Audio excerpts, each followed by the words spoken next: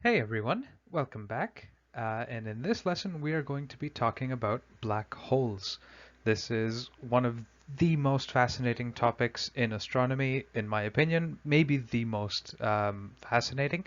So I'm really excited to talk about black holes in this lesson. And just based on the timing and the fact that I want you guys to have time to study for your astronomy exam, this might be the last lesson uh, of the year. So if that's the case, then there's no better way to go out than to go out with a bang, and black holes is a perfect topic with which to do that. So let's dive right in. So last lesson, we talked about what happens when stars run out of fuel and reach the end of their lives. And this is an elaborate and somewhat complicated process. But we talked about the the main thing that we talked about was what comes out the other end of this death of a star and the supernova explosion and all of that. What are we left with after that? What's the stellar corpse? What's the stellar remnant? Basically, the zombie of the star.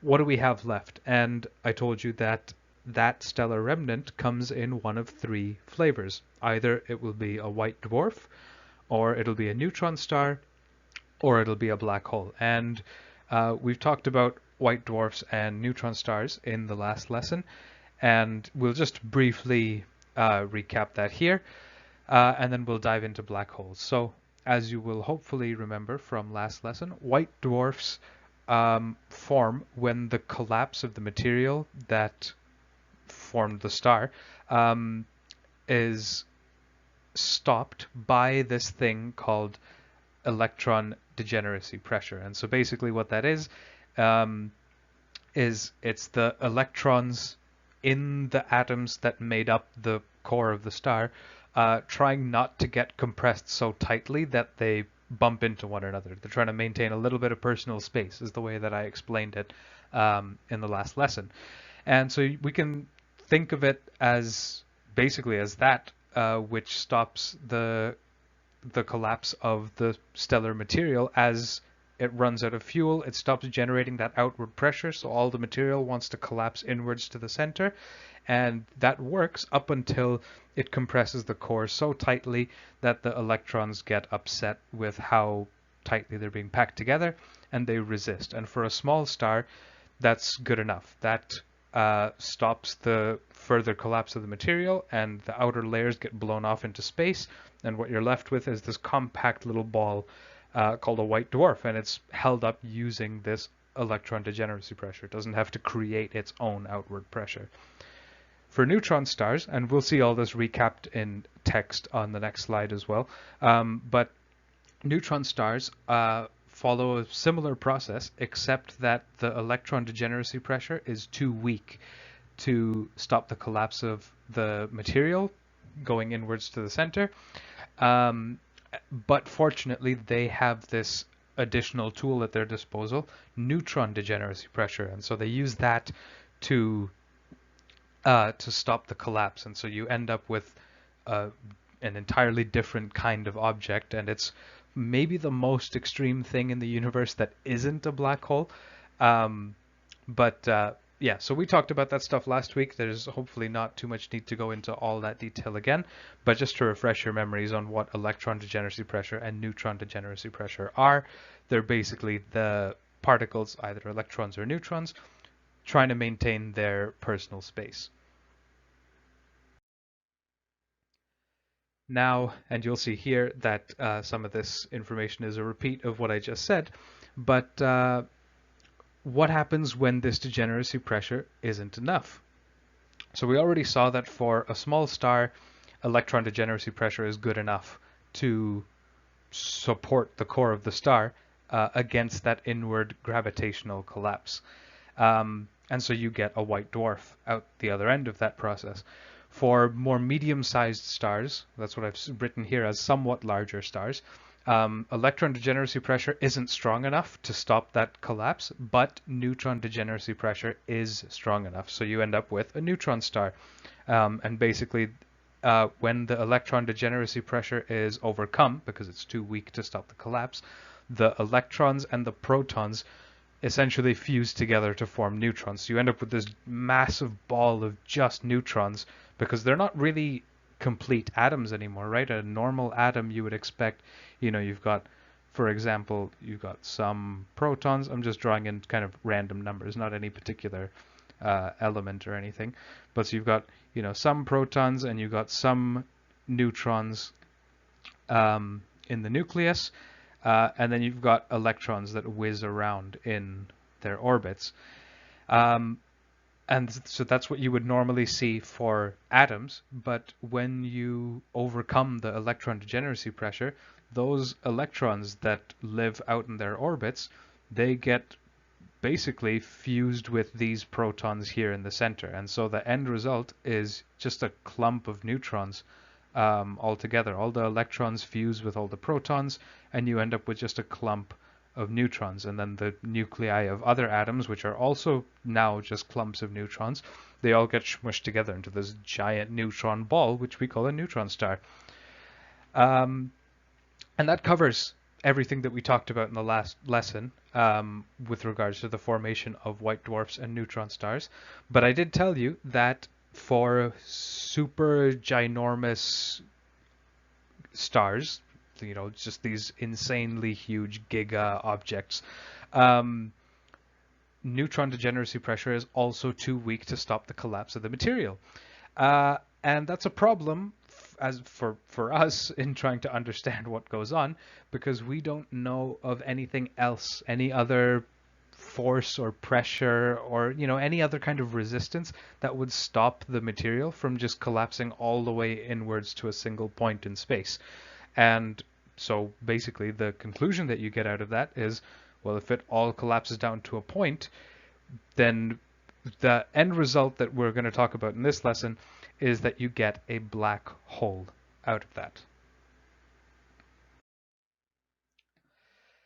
So as we also saw towards the very end of the last lesson, I mentioned that there are two main pillars of physics in this sort of modern age. The last few decades, last century or so, these have been the two main pillars of modern physics. One of them is quantum mechanics, and the other is general relativity. Now, quantum mechanics is basically the rule book of the very small. It's the set of rules and physical laws that dictate how the teeniest, tiniest things in the universe will work, how they'll move, how they'll interact with each other, how they'll talk to each other. So with all the teeny tiny particles like electrons and all their various quantum mechanical buddies, the things that make up protons and neutrons. We're not going to dive into too much detail because it gets complicated fast.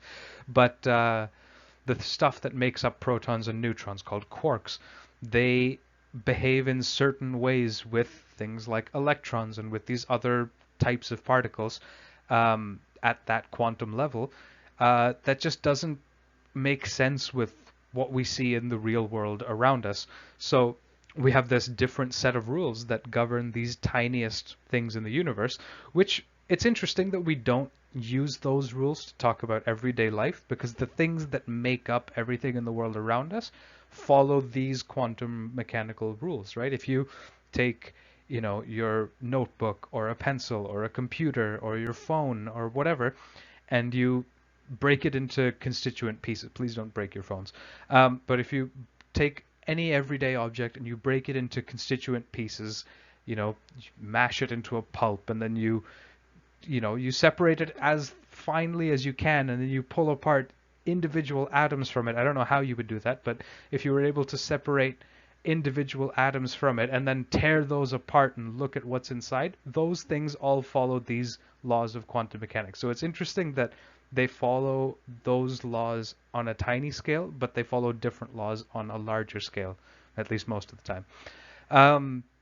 But anyway, that's as far as we're generally concerned with our everyday lives, quantum mechanics doesn't necessarily affect us on a large scale that we can actually see. It is important in things like the modern technology that we have, but we can't really see it at work. because it talks about these tiniest things in nature. General relativity, on the other hand, talks about the universe on the largest of scales. So it deals with heavy objects. This is what I said last lesson. It deals with heavy objects like stars and planets and galaxies and how they all move and interact with each other by means of gravity. So it's our most up-to-date theory of gravity so far. The issue that we have right now in physics is that both of these theories are very, very successful. They've both been tested many times in many different ways over the past century, and they've passed all their tests with flying colors. So what that means is the theory, and I'm going to touch on that word theory in just a second, but each theory has made predictions about what you might see as the result of an experiment that you do before you go and you do that experiment. Maybe you don't have the technology to do it, or you've just never done it before. And so you ask the theory, okay, what do you think? In the math, you go and you churn out the calculation. What do you think is going to happen? And the theory, with all its equations, spits out an answer of this is what should happen. This is what you should see if you were to carry out this experiment in reality. And then you go and you design an experiment that is supposed to measure one of those, some value that the theory spits out, that you want to know you want to know how light bends when it moves around the sun. And you say, okay, well, I haven't gone and measured that myself. Let me ask general relativity what it has to say about it. General relativity spits out a value, and then you go and you perform an experiment and you check if your value matches the one that was predicted by the theory. And when you do this with a variety of different experiments for both of these theories, they always seem to know just how to predict what results we end up seeing in the real world. So they're both very, very successful theories. And I just want to touch on that word theory. It's not a theory the same way we use it in sort of our like common everyday language, because if you use it in everyday language like, oh, I have a theory, that means like you have an idea but you're not really sure. It's kind of just a guess. You're making a guess about something. But a scientific theory, that's the way that's the language that scientists use to say that this thing is our best sort of description of reality, or like it's a really, really good description of reality as far as we can tell right now. So if you see a scientific idea, a scientific framework, a mathematical model or whatever called a theory, it's not just somebody's idea or somebody's guess about something. It's something that's been tested and tested and tested many, many times, always looking for just one tiny mistake somewhere that points at, oh, your idea was wrong or something. But no, so a scientific theory, I just want to get it out there. It's not the same as like a common everyday theory. A scientific theory is this well-tested, not just a guess, but an actual good description of reality. So just want to put that out there so that it's not confusing when you run into it later. But anyway, the problem that we run into is that things stop making sense when you try to combine quantum mechanics and general relativity. They just don't play nice with each other. And we're going to investigate that a little bit on the next slide. So as we try to make quantum mechanics and general relativity cooperate, we find that they don't work very well together. And one way that you can try to understand this is by this first bullet point here. General relativity is what we in physics call a classical theory. And what that basically means, if you look at what it means for something to be in classical physics, depending on where you look, basically what you find is that a classical theory is something that doesn't make use of quantum mechanics in the things it predicts. So if you ask general relativity, it's a bit weird as a concept that you're asking these equations something, but whatever. You ask general relativity, hey, what do you think will happen in this situation? General relativity will churn through its equations and it'll spit out an answer. This is what I think will happen. But while it's doing that churning through its equations, it pretends that quantum mechanics isn't there. It works without quantum mechanics. And when you look at the large-scale structure of stars and planets and how they move and how they interact with each other, you don't need quantum mechanics to describe that. So it's not a problem. You look at things on the largest of scales. Quantum mechanics doesn't deal with the largest of scales, so it's okay. You ask general relativity, hey, how does Mercury move around the sun? And without any concern for quantum mechanics, general relativity will spit out an answer. This is how Mercury should move around the sun. And you go and you do your experiment and you see if that's how Mercury moves around the sun, and it matches perfectly and everybody goes home happy. Um, and similarly with quantum mechanics, if you ask quantum mechanics something, it will spit out an accurate result as well.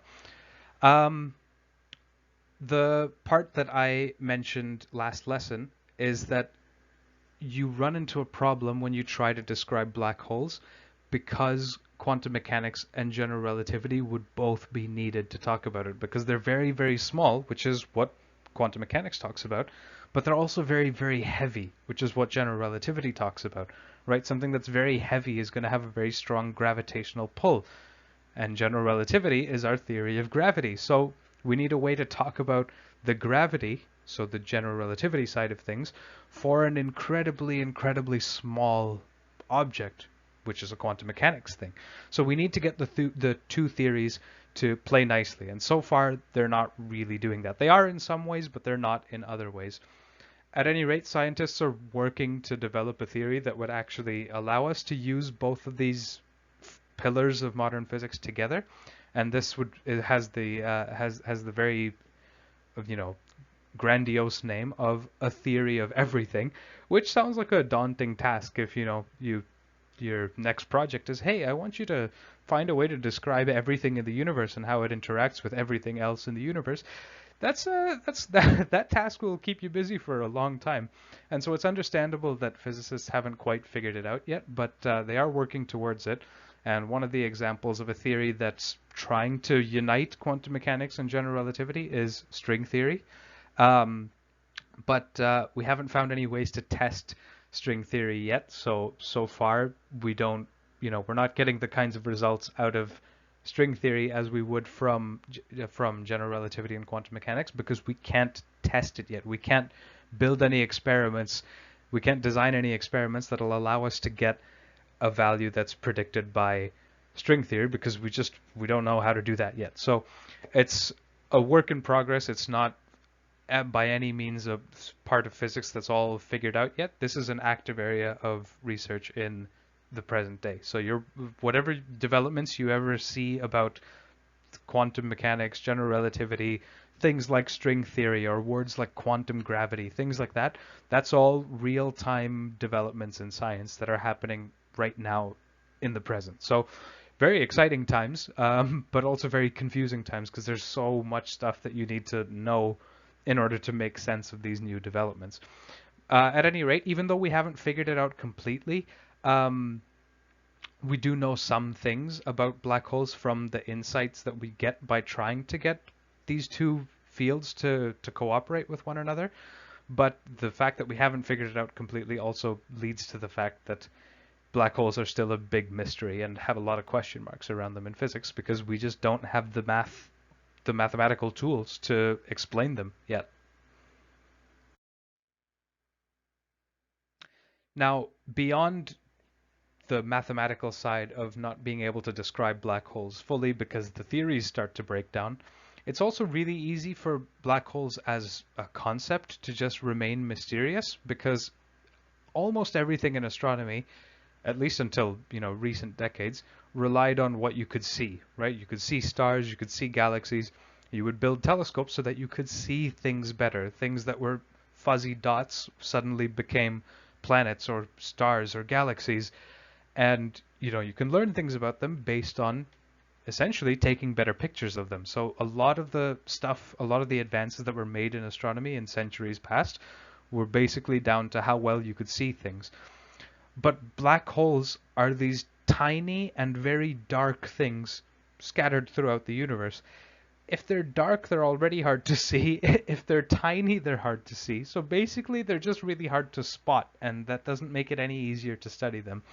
Um, but let's investigate what makes black holes actually black. So hopefully you don't have to imagine this, but imagine you're standing on the surface of Earth and you throw a ball upwards. So if you throw a ball upwards, Most likely, unless you throw it very fast, it'll come back down fairly quickly, right? If you throw it up, without much enthusiasm, it'll come back a second later.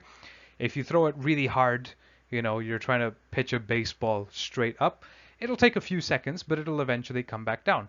And that's obviously due to the Earth's gravitational pull, right? You live on a planet that has gravity, so when you send things up by throwing them or shooting them up or firing them up with like a rocket or something, they can come back down. They come back down if you're not fast enough, if the thing that you send up isn't moving at a fast enough speed.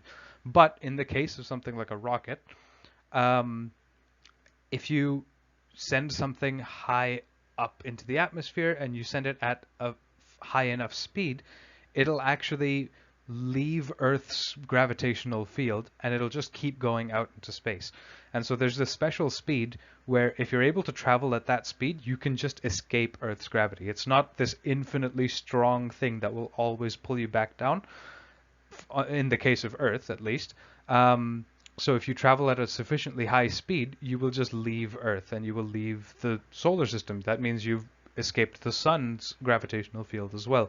And so that special speed where you escape the object that you started from is called escape velocity, which kind of makes sense, right? That's the velocity or the speed that you need to escape the thing that you're on or in or whatever, right? So if you're on Earth's surface and you want to send a rocket out into space, an absolute must, not negotiable, is you need to reach escape velocity so that you can get away from the Earth. And then you can go out into space and do all the fun stuff that you do out there.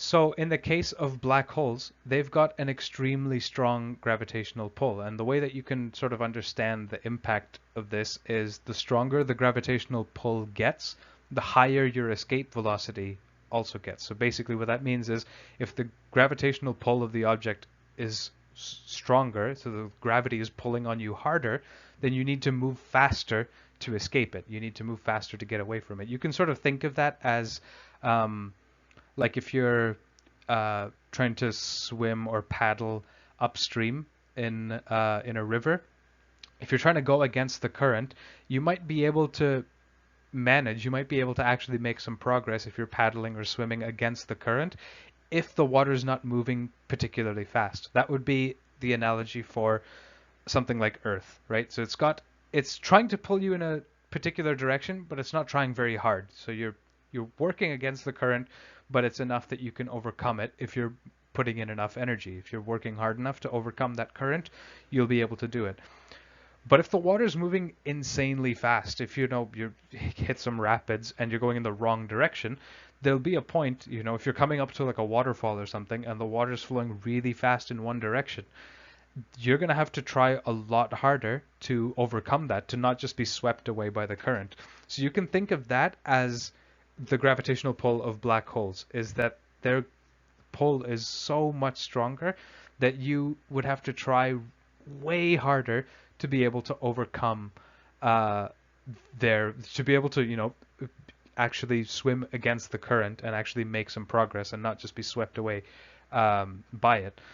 Now, with black holes in particular, there's a special region of space where you could think of that as like if you're, if you're approaching a waterfall, and here's the water right here, and then there's the waterfall.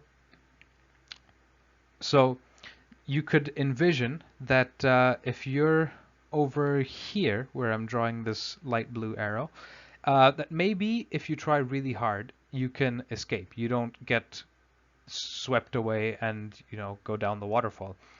But you could imagine that as you get closer and closer to the waterfall and as the water moves faster and faster, you're going to have to try a lot harder if you want to be able to swim away. And eventually you'll reach a point close enough to the actual waterfall where no matter how hard you try, it's just physically impossible for somebody of your size and strength to overcome that, to overcome the sheer velocity of the water in the other direction. The water's moving so fast that no matter how hard you try, you're going to go down the waterfall as well.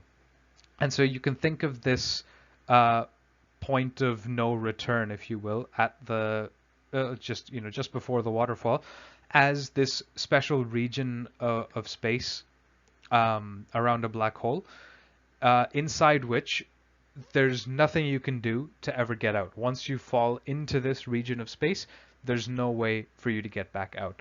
And when I say you, I mean absolutely anything. Black holes have this special region of space around them where the gravitational pull is so, so strong that absolutely nothing can have enough energy or move fast enough to actually escape it. So, and that includes light, which, as far as we can tell, with our understanding of physics and what we see in the universe around us, is the fastest that anything can go, is the speed of light. And so if light is too slow to escape, that means everything else is also too slow to escape.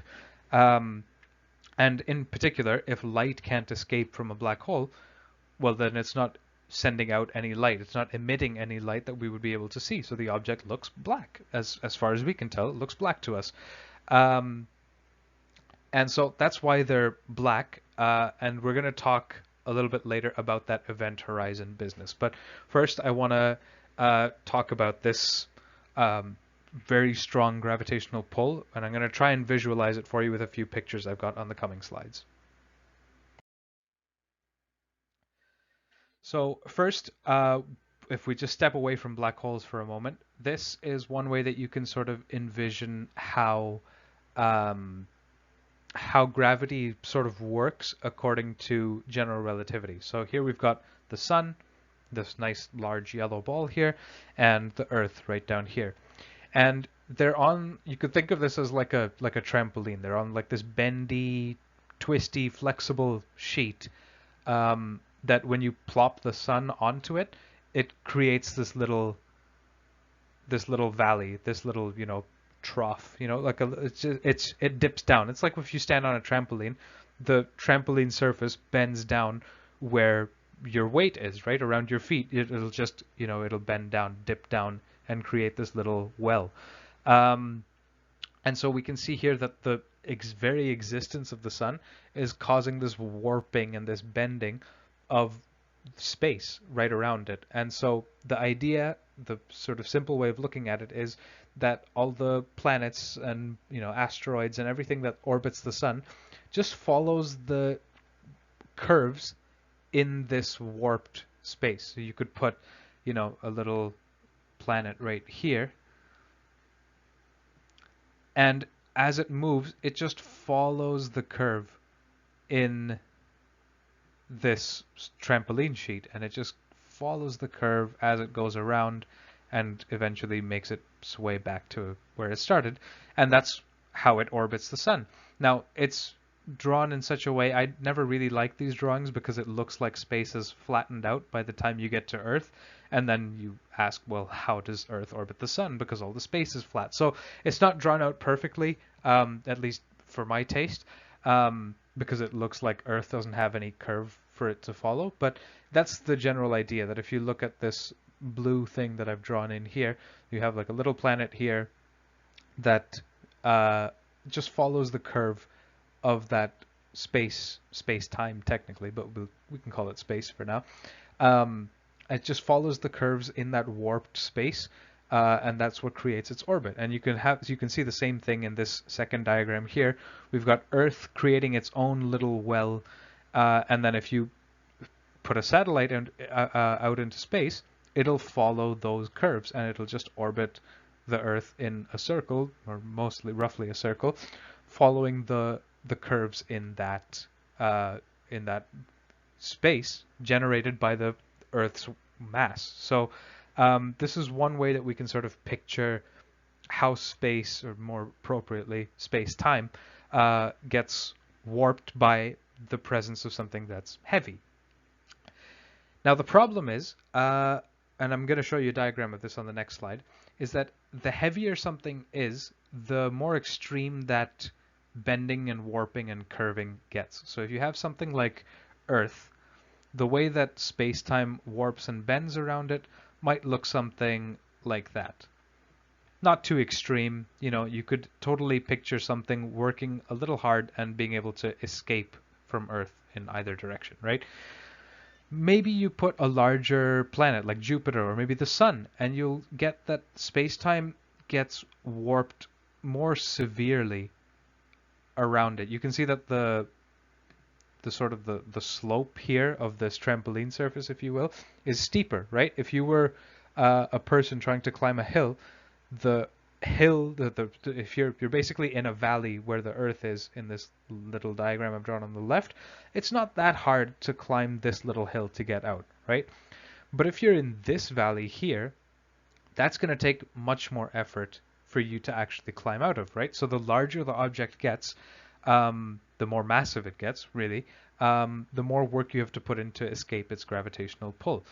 Now, what if you took something that has the mass of the sun, but then you shoved it into a very small space? So you have this tiny thing, but it's very, very heavy.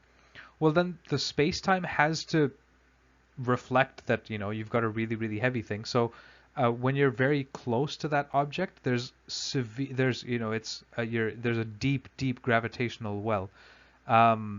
You can see over here on I haven't explained that very well. So if you look over here on the left, you can see that from sort of this, where space-time is flat right here, down to where the bottom of the valley is, it's not super deep, right? It's not a very deep valley from, you know, here down to here, right? This is, you know, in line with this to in line with the top of that. It's not very deep.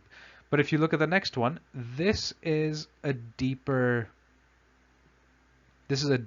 gap, right? And the depth of that valley basically represents the mass of the thing that's created that valley. So if you've got something that's very, very heavy, then there's going to be a very, very deep valley, but it's going to be in a very small region. It's going to look something like that. So it's in a very, very small region, but it's very, very deep because the object that's creating it is very heavy. So you end up with this enormous gap from the top to the bottom, but it's in a very small space. And so what that translates to is an extremely steep slope right here, right? If you picture yourself, again, over here in the left diagram, you could totally picture yourself climbing out of that valley, basically without, you know, needing any sort of running start. You could just walk up this little hill and get out, no problem. The second one, maybe you need a little bit of a running start to get yourself all the way up that hill without slowing down too much, right? You could start over here and then you take a running start and you end up at the top there. For this one, you're going to have to put in an insane amount of work. You're essentially just going to be climbing that wall to try and get all the way up to the top, right? So you can see that for something that's very small and very heavy, the valley has very, very steep walls here, and that's essentially what makes it hard for things to get out of it. Now, this is more of a conceptual way to visualize things because it's a bit messy to try and draw this in 3 dimensions and see how things would really work, but this is the best that I could sort of do in a PowerPoint lesson. And this is the common thing that you'll see is like this 2-dimensional, like a spandex sheet or like a trampoline surface, and then you just plop a heavy star and planet onto it and you watch how it bends and twists. But here's the diagram that I was going to show you. So here's how space-time warps near a black hole. So first we've got over here, we've got the sun. We've got space-time, and they haven't drawn in the sun. So, you know, if we wanted to draw in the sun, it would look something like that, maybe, but more spherical. But anyway, we can see that there's some gentle warping of space. You know, it's not too bad. You could picture yourself being able to escape that, right? You could picture yourself maybe with a bit of a running start, you climb out of that valley, and then you walk away. You escape the sun's gravitational field. But if you increase the mass of the object and you decrease the size of the object, those two things both make the warping of space-time more extreme. And so if you have something smaller and heavier than the sun, so maybe the like for example a neutron star. I was gonna save a neutron star for over here, but an example would be a neutron star. It might weigh several suns worth, but it'll be the size of Earth or something. So smaller than the sun, but heavier than the sun. It'll cause this more extreme warping, like what you see here or perhaps over here. So the valley gets deeper and the walls get steeper, right? Over in the first one, you could totally just walk up that little slope and escape. In this third one, firstly, you have such an enormous height to climb, and secondly, it's such a steep wall that there's no way that you're just running up that whole thing. You're gonna have to put in a lot of work and probably climb the last bit of the way to get out of that, right? This is just a harder well to get out of, a harder valley to get out of. And that's what's generated by something that's small and heavy. So something like a neutron star would create this kind of pattern in space-time. Problem with a black hole is it looks like this. And it basically, it's almost like punching a hole in space-time. You end up with like these essentially vertical walls. There's no way you're climbing out of that. Beyond a certain point, if I just kind of draw a line going across here, something like that, beyond a certain point, the walls are just too steep. There's no way that no matter what you do, you cannot get out of that. There's a certain point beyond which, if you fall beyond that, the walls are just too steep. You're never climbing your way out of that valley. And it ends up being like a bottomless pit in space. And so I've got another diagram to try and drive this home a little bit more, just another way to look at it. So let's have a look. So here, it's again, these diagrams tend to be a little bit misleading because it's trying to describe gravity, but it's got its drawbacks to the way it kind of shows it. It doesn't really look like this in space. You don't see neutron stars sinking into a two-dimensional fabric. Otherwise, you'd think all the heaviest things would sink to the quote-unquote bottom of the universe, but there is no bottom of the universe. That would imply that there's, gravity beyond the gravity that we're. Don't worry about it. Don't worry about it. It's that's unnecessarily confusing. But there are some drawbacks to these diagrams because it can make it a little bit harder to visualize how things actually work. But anyway, here we can see we've got the sun, and there's a somewhat gentle slope here that you could totally picture yourself escaping. If you're at the bottom of this valley, a little bit of a running start, and you'll be up and out of there. Then if you take, for example, something like a white dwarf, similar or smaller, or similar or maybe even a larger mass, even if we just say the same mass, for simplicity's sake, we say the same mass as the sun, but compressed in a smaller space, you'll end up with this more extreme curvature. And maybe you could still get out of this. Maybe you could still get out. You'd need a proper running start and maybe climbing the last bit of the way out, but you could picture yourself escaping. It's not too extreme yet. With neutron stars, it becomes a bit of a problem. If you're at the bottom of this valley, you're going to have to be quite ingenious to find a way to actually climb out of that well, right?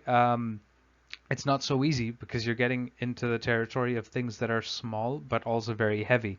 And what that does is it distorts space-time so much that it becomes very, very hard to basically escape its grip.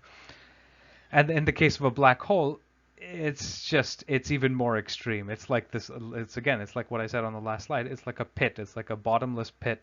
There's just a hole in space-time. And once you fall in, you just fall in. That's it. You just go down this tube. And beyond a certain point, and that point is called the event horizon, which we're going to talk about. It's this boundary in this black ring right here. If you fall into that, if you fall in beyond this point, these walls are just too steep. There's no way you're climbing your way back out once you fall through here. So you could picture that as, if you're where this red dot is on the screen and you fall into the black hole, maybe, but you haven't really fallen into the black hole yet. You're getting close to it. You're getting very close. But while you're here, the slope isn't so steep that you can't climb it. Maybe right here you still have some hope that with a lot of effort you can climb your way back out and escape. Once you cross this black ring, that's where we conventionally would say that you've entered the black hole. Here it's now impossible. It's now physically impossible. No matter how much energy you put into it, no matter what speed you travel at, there is no way for you to overcome that current. It's now like you're in a river and you're very, very close to the waterfall. No matter what you do, it's just impossible for you to overcome the current. So once you cross through this black ring here, the event horizon, you're just trapped. You're just doomed to eventually meet your doom at the singularity, which is the center of the black hole where we don't know what happens. um, but anyway, these are some of the types of diagrams that you could see that try to explain the gravity situation in and around black holes and other similar objects like neutron stars and white dwarfs. Um, but it's difficult to visualize because this treats the universe like it's a two-dimensional trampoline, and the heaviest things in it just sink down the furthest. But then the way I picture that, and the reason it's so misleading, is then suppose you've got, the sun right here, and it's dipping down in this fabric of the universe. Well, if things are dipping down into the valleys that they create, then that would make it seem like the whole universe is just this two-dimensional sheet, and the heaviest things, like this maybe a neutron star, just sink further into it. So it seems a bit weird to me because then it looks like you would have, you'd have your planets at one sort of altitude, one sort of height in the universe, and then your stars just sit physically lower down. Just that's the way these diagrams make it look, right? That this is where space-time is just flat in this region up here, and then the sun dips down. And then over here, you've got this flat region of space-time, and then the neutron star dips down. And it's a misleading diagram because that's not what's really happening. But the problem is that it's difficult to visualize. So I've got a picture on the next slide of an attempt at what it might look like in 3 dimensions, but it's not very helpful. So I'll show you the picture and then I'll direct you to a video that has a really nice explanation that I enjoyed very much. So here's an attempt at trying to show the bending of space-time in 3 dimensions around a black hole.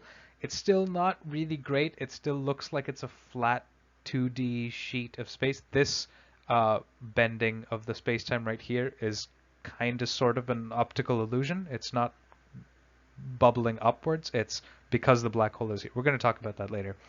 And it looks like it's still got that well that's going downwards here. It's difficult to visualize because if the black hole isn't sitting at the bottom of that well, what's creating the well, right? The way we would picture it is that the black hole sits in the bottom of that well down there, as though you dropped a weight on a trampoline. You expect it to sit at the bottom of the little well that it creates. So it's not the best way to, demonstrate it, to visualize it, but it is difficult to do in pictures and in words. So I'm going to direct you guys on the next slide to a YouTube video that you should totally check out on this topic.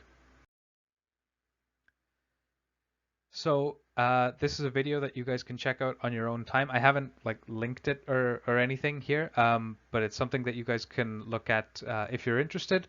Look up this channel, Science Click English, a new way to visualize general relativity. So if you Google just that title, or if you look up just that title on YouTube, or you look up Science Click General Relativity, somewhere you'll see this video with this thumbnail. It's not super long, it's 11 minutes of your time, and you'll maybe hopefully get a better idea of how to picture this stuff in 3 dimensions. You'll see the sort of more familiar, trampoline sheet on the left here and with an X on it, that's not a good way to visualize it, and then whatever this is on the right. And I'm not going to spoil the surprise. Head on over and watch that video. This isn't like a sponsored thing. I don't know the guy who does these videos at all. It's just I really enjoyed this video and I think it's a really good explanation.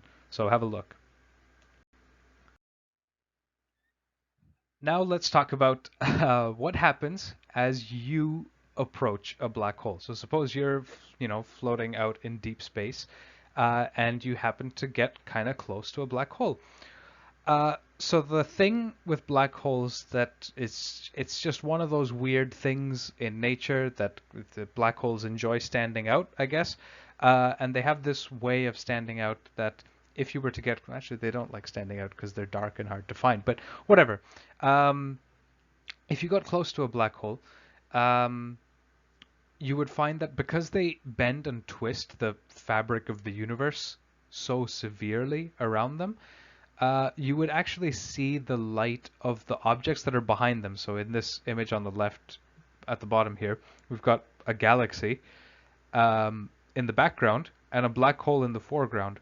And the light from that galaxy gets smeared out into a ring, into this circle around this dark region in the center. That dark region is basically the event horizon of the black hole. That's what that is. Anything inside there, all the light that crosses into this sphere gets trapped inside, so none of it comes back out. So the sphere looks black to us. That's that boundary where the light can no longer get out. That's the event horizon. So that's what that dark region there is we're seeing the sphere that is the event horizon of the black hole.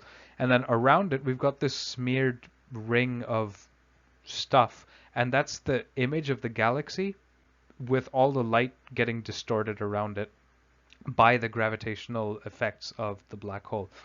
And then we've got the same thing up here in the top right. We've got a galaxy in the background, and we just plop two black holes in the foreground, and they warp and bend and twist the light in the background into these rings around them. So you can't hide behind a black hole because the light that bounces off you will get warped and twisted around the black hole, so somebody on the other side of it could still see you.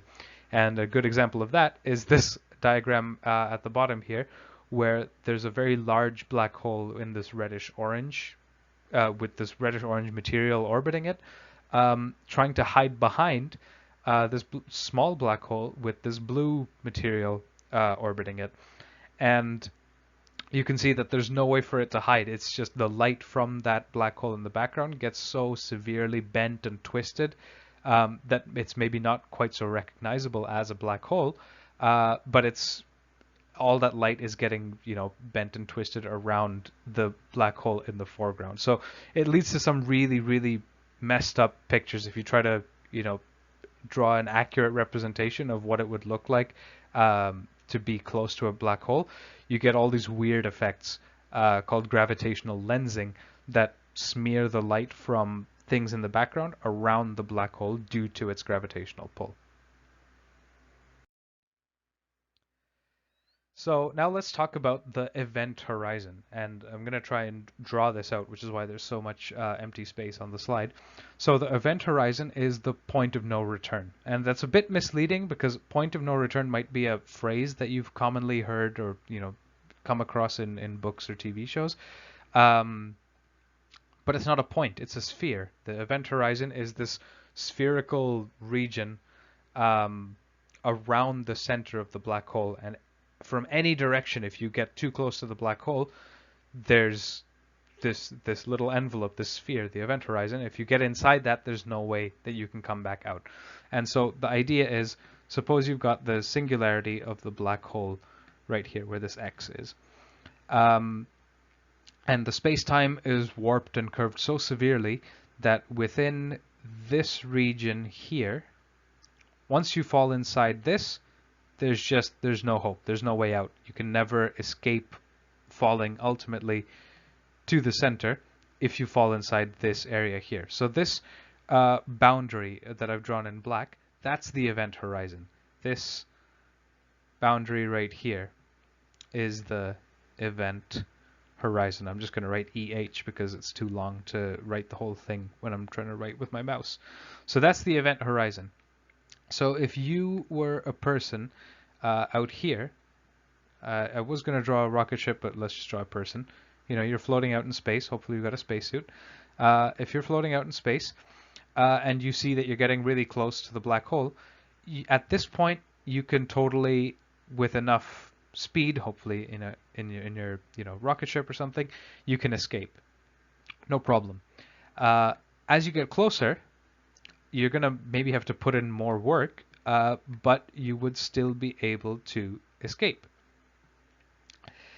Once you get very, very close, this is where you start to play with fire, because that boundary is the point beyond which it's physically impossible to to ever escape. So here you hope to be in your rocket firing at full blast so that you can escape off into space and live to tell the tale about how you got close to a black hole.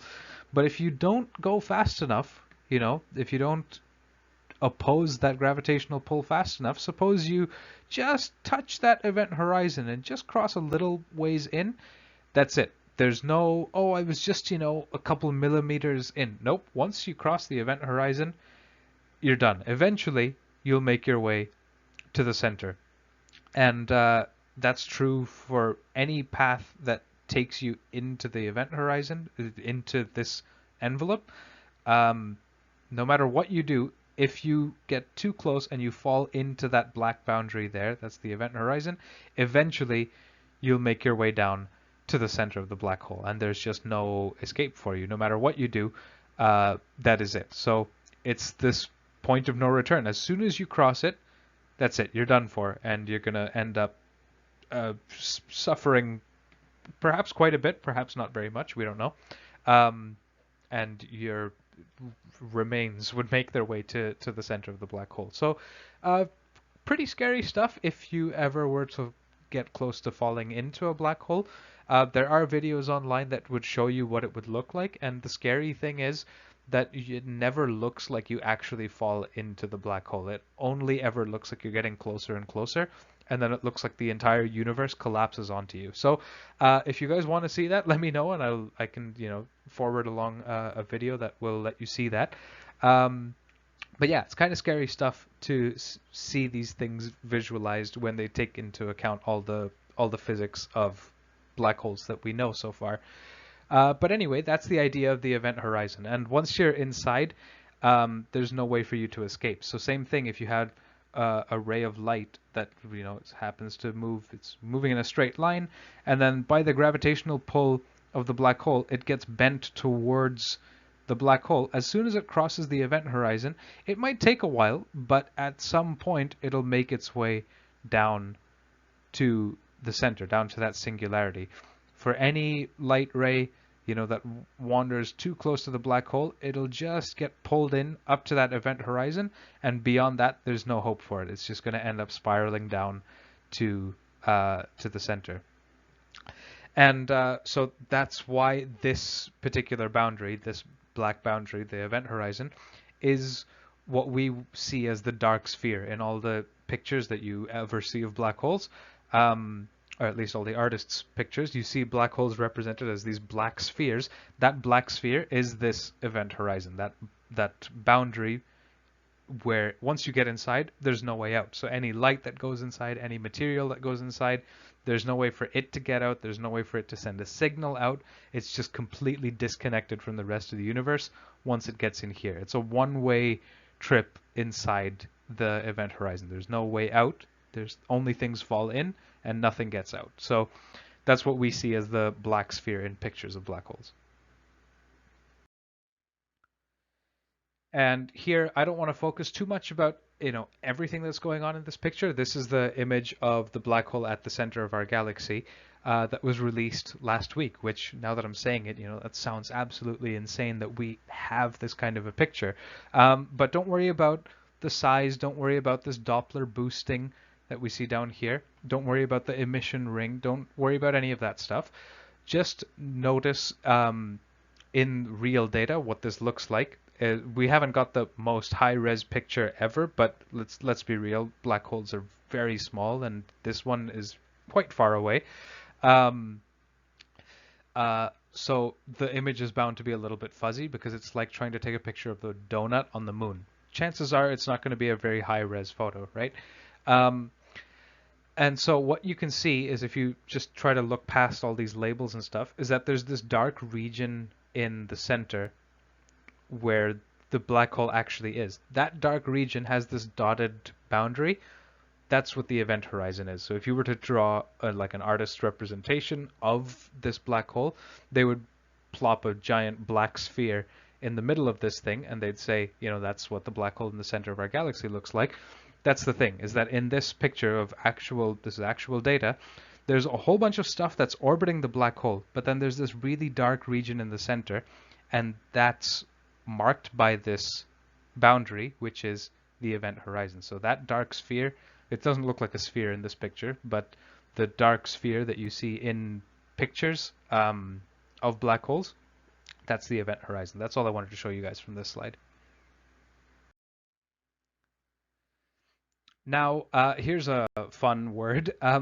So as you approach a black hole, there's a point at which the gravitational pull of the black hole would start to be significantly different on different parts of your body.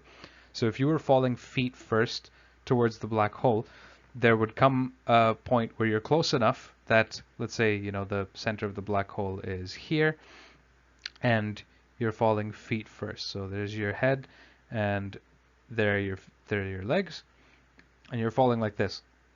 And you're moving in that direction because you're falling towards the center.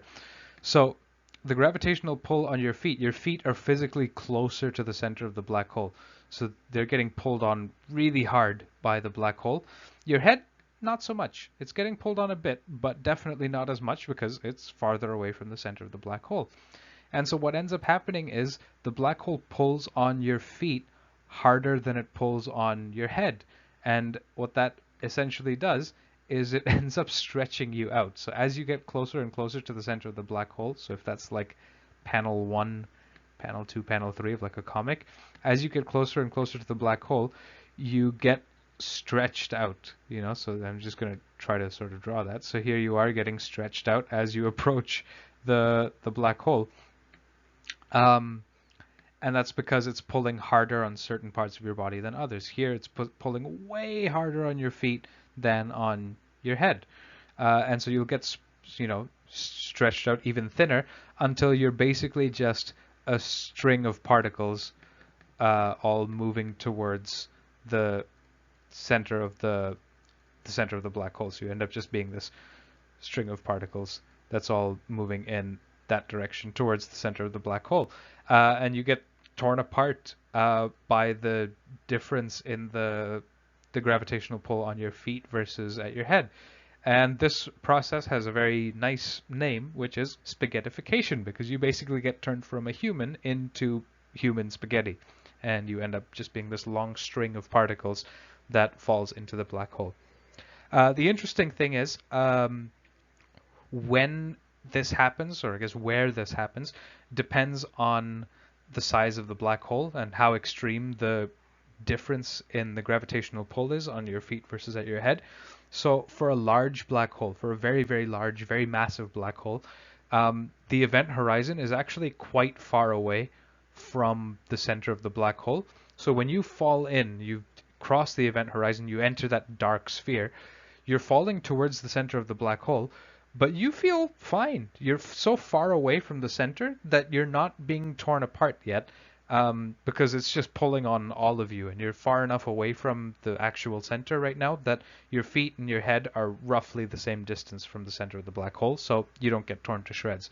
So it's interesting that for the black holes that we might find the scariest in our minds, the insanely large ones with these huge radii, that they've got this enormous dark sphere surrounding them, you could actually be fine for like hours after you cross it. I mean, you'd probably start to feel hungry before you start to get torn apart. So you probably want some spaghetti before you get spaghettified. But for a small black hole, the gravitational pull on different parts of your body starts to have this, you start to run into this more extreme gravitational field sooner because the object is so small. And so you could get way closer to, so let me see if I can draw this out. So if you've got a very large black hole, a very massive black hole like this, and there's the center, then if we try to draw that sort of curvature of space-time, it'll still be extreme, but it'll be extreme over such a large range of space that over here, when you enter, it's not too bad. It's not something that's ripping you to shreds just yet, and your feet and your head are basically the same distance away from the center. But if you've got a very small black hole with a center right there, you can be outside the event horizon but your feet are significantly closer to the center than your head is because you can get so much closer to the black hole without falling into the event horizon. Out here, you can be just outside the black hole, and your feet and your head are basically the same distance away from the center. You could even fall inside, and your feet and your head are basically the same distance away from the center. So the black hole doesn't care enough to rip you into pieces yet. For the small black hole over here, you can get so close to the center of the black hole without having even entered the event horizon. But if you look, here's the center, right? Here's where your feet are, and here's where your head is. Your feet are basically half the distance to the center of the black hole as the distance that your head is, right? So this distance right here from the center of the black hole to your feet is half of the distance from the center of the black hole to your head. And what that ends up meaning is that even though you're outside the event horizon, you might get spaghettified right here, that you get torn apart by the gravitational pull of the black hole before you've even crossed the event horizon. So around a small black hole, if there was somebody else watching you from a safe distance, they might see you get spaghettified before you fell in, which is just, it's just all kinds of scary and weird. But yeah, spaghettification. If you didn't have enough reasons to be terrified of black holes, here you go. Now, I do want to clear up a quick misconception about black holes. A lot of people think that black holes are like these cosmic vacuum cleaners, and if you know, replace the sun with a black hole, that it would suck in all the planets and we'd all just die because we all get sucked in. That's not exactly how black holes work. If you took a black hole that was exactly the same mass as the sun, and you replace the sun with it, or if you turn the sun into a black hole, so it still weighs as much as the sun, it's just now a black hole, it would actually just pull on all the planets exactly the same way it used to, um, because all that the planets care about in terms of their orbits is how strong the gravitational pull is from the thing in the center. So if it's the sun, it's got a certain gravitational pull on all the planets. If you turn the sun into a black hole, the gravitational pull on all the planets depends on how heavy the thing in the center is. So if you don't change the mass of the sun when you turn it into a black hole, it's going to pull on all the planets the same way that it used to.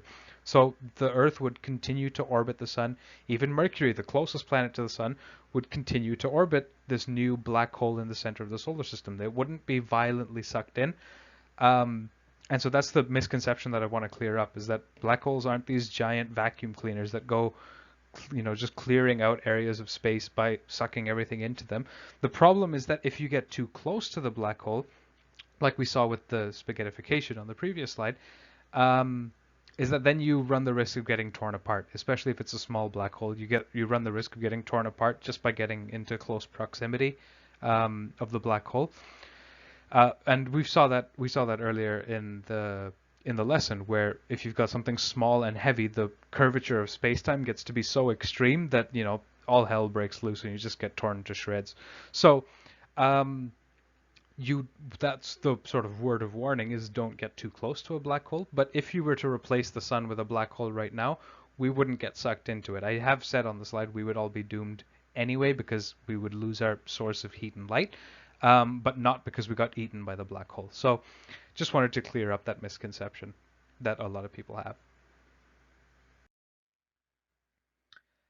And another interesting point about black holes, we're almost done here, is that over extremely, extremely long timescales, black holes can actually evaporate.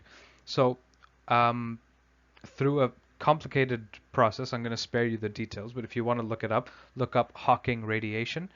I'll write that while I talk. That's named after Stephen Hawking. So I'll just write his name so that you can spell it. But the second word is radiation, so hopefully you should have no trouble with that. But yeah, so sparing you the details of it, there's a way that black holes can radiate away energy into space, and that causes them to shrink. Now, this leads to a bit of an issue, because if the black holes radiate away energy and shrink and radiate away energy and shrink, eventually they will disappear, right? If you take a just giant sphere in space, and you make it smaller bit by bit, bit by bit, bit by bit. Over time, eventually, it'll just poof, it'll disappear, it'll turn into nothing. And this leads to a problem in physics called the information paradox, or the black hole information paradox. And it's a bit of a, it's not a bit of an issue, it's a big problem in physics generally for information, physical information about a system to be deleted from the universe. So like the way that you can sort of think of this is that if I throw an apple into a black hole, the information of what went into the black hole has to exist somewhere in the universe. Maybe there's this idea of the information of the apple going into the black hole gets plastered out across the event horizon. So it's there. The information is there. It's just hard to access. But if I throw an apple in, maybe you could even say the information of what went into the black hole is there. It's just inside the black hole. So I can't go and get it and come back out. Maybe I could go in and get it and then die. But I can't go in, get that information, and then get out and share it with anybody else. So as long as the black hole still exists, you can say, okay, the information of the apple is somewhere. Either it's plastered across that dark sphere on the outside, the event horizon, or it's somewhere inside the black hole, and I could go in and get it if I wanted to, but I don't really want to go inside a black hole.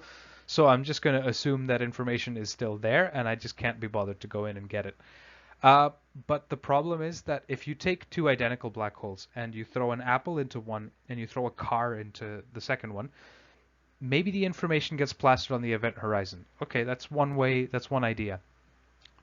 Or maybe the information is contained inside each black hole. So one black hole, somewhere inside it, you would find the information of an apple was thrown in. Maybe you'd find the apple before it got spaghettified. In the second one, you'd get some information of the car that went in. Either you find the whole car or pieces of it, or you look at the chemical composition of atoms before they get torn apart, whatever.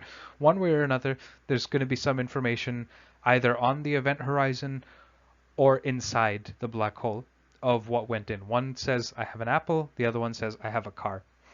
The problem is with the way that black holes radiate away energy, the stuff that gets radiated away, it's completely random. The particles that go flying off into space, they don't carry any information about the stuff that went into the black hole. So as the black holes lose energy by emitting this stuff out into space, that stuff doesn't contain any information about what went into the black hole. That's still okay as long as the black hole exists, because then we don't care about what's being blown off into space. As long as the apple is still somewhere inside the black hole, no problem. But if the black hole evaporates and just completely disappears, that means we have no remnant left to look at that there was ever an apple in this one or a car in that one. It's just empty space in both places. And all the stuff that they radiated away contained no information about which one had an apple and which one had a car. The stuff that gets radiated away by both black holes looks the same. And so what that ends up leading to is a loss of information. You don't have any physical way to tell which one had an apple and which one had a car. The black holes are gone, and their energy has been distributed out into the universe in a completely random way. So it doesn't hold any information about what went into it. So this is a problem in physics, and it's an unsolved problem. Physicists haven't figured out how this works. And, is this the way things really are? Is there maybe a super teeny tiny ball of compact something that's left over after a black hole's evaporated that contains all the information of what went into it? I don't know. Nobody knows. It's one of the many unsolved problems in modern physics today. So if any of you are interested in, going on and figuring this stuff out, be my guest, because there's totally lots of stuff to still learn. So I just wanted to talk briefly about the fact that black holes can evaporate according to this Hawking radiation process. So I've spared you the details of how that stuff works. It uses some quantum mechanics things and like matter and antimatter, and just don't worry too much about it. If you're interested, feel free to look into it, but I'm not covering it in detail here, and I will not be testing you on Hawking radiation or anything like that. So don't stress out about it, but if you're interested, by all means, let me know and we can talk about it, or go and look up some stuff on YouTube or on Google and see what you can find.